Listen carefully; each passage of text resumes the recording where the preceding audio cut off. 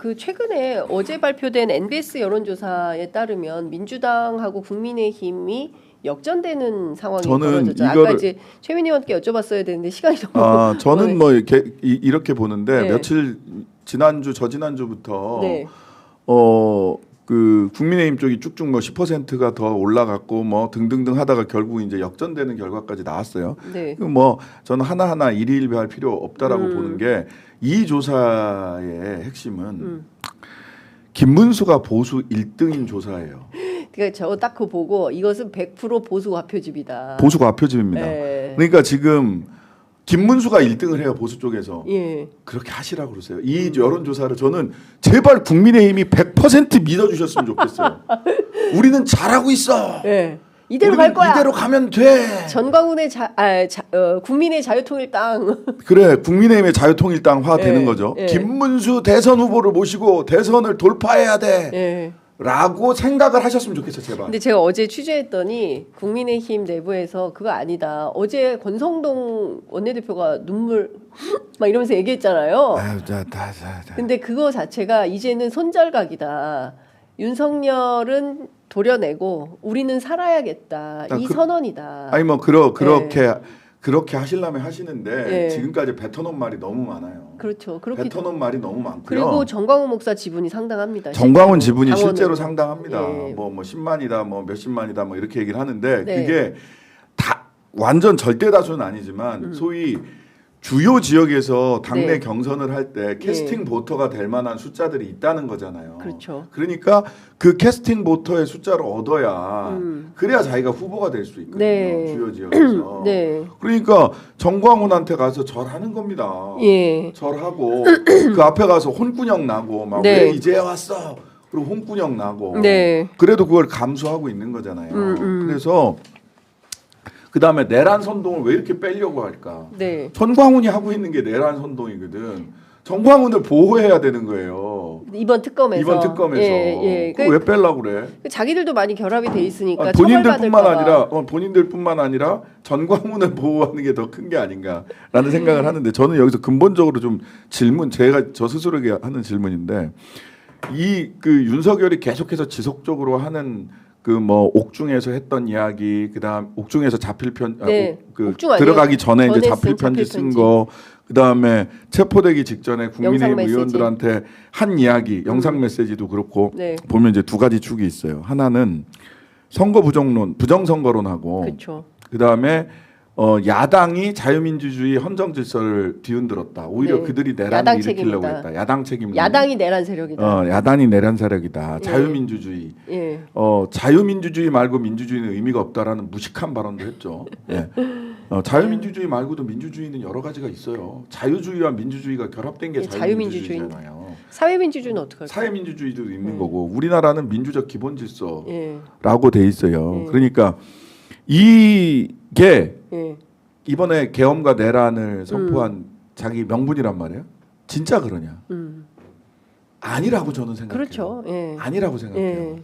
그게 두 가지 문서를 공적 문서를 모두어 보면 네. 드러납니다. 하나는 공수처가 수색영장 이 윤석열 수색영장이 네. 이제 6페이지짜리가 바깥으로 나왔단 말이에요. 그렇죠. 저도 사진 찍은 걸 쭉 봤는데 여기에서 윤석열이 계엄을 일으킨 동기가 설명이 돼야 되잖아. 네, 내란 예. 계엄령을 그날 불법적인 내란 그 계엄령을 선포한 동기를 뭘로 적시하고 있냐면 네. 명태균 수사 등 다가오는 그 김건희와 윤석열에 대한 네. 수사 압박 때문에 그렇죠. 계엄한 거예요. 계엄을 한 거다라고 공수처에서는 수색영장에다가 기재를 적시했어요. 했어요. 기재를 했어요. 공수처. 네, 공수처 수색영장에는 수색영장에. 동기가 그걸로 돼 있고 예. 그 다음에 계엄령이 불법인 줄 알고 했다라고 예. 하는 부분도 공수처 수색영장에는 기재돼 있어요. 예. 그러니까 이 문서가 하나가 있고 예. 한 축에서 예. 그건 공수처에서 작성한 게 있어요. 그 다음에 하나는 뭐냐면 창원지검에서 작성한 명태균 수사기록. 예. 그 수사기록을 보면 예. 두 가지를 알 수 있는데 김건희와 윤석열의 공동 정권이었다라는 게 하나. 그다음에 두 번째는 명태균 말을 안 들으니까 진짜 명태균 구속되고 한 달 만에 탄핵되는구나.